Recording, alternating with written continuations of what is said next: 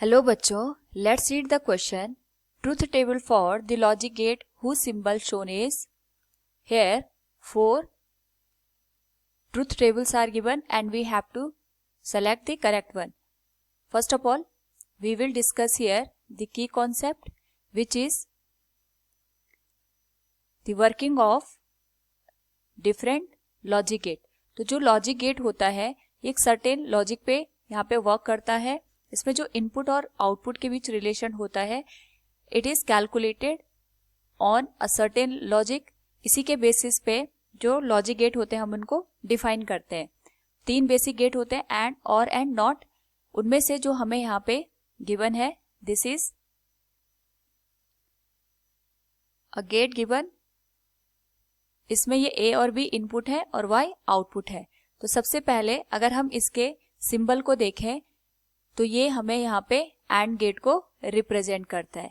तो जो and gate के लिए अगर हम बूलियन एक्सप्रेशन की बात करते हैं तो उसमें जो आउटपुट है it is given as A dot B, यानी दोनों का जो यहाँ पे प्रोडक्ट होता है वही हमें आउटपुट पे मिलता है.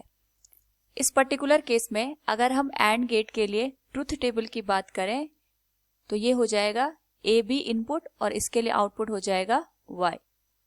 तो डिफरेंट अगर हम यहाँ पे कंडीशन बना के देखें तो हमें यहाँ पे आउटपुट देखने को मिलेगा. If input A and B both are 0, तो ए 0.0 ये हमें यहाँ पे वैल्यू देगा 0, यानी दोनों लो वैल्यू है तो आउटपुट भी यहाँ पे लो मिलेगा.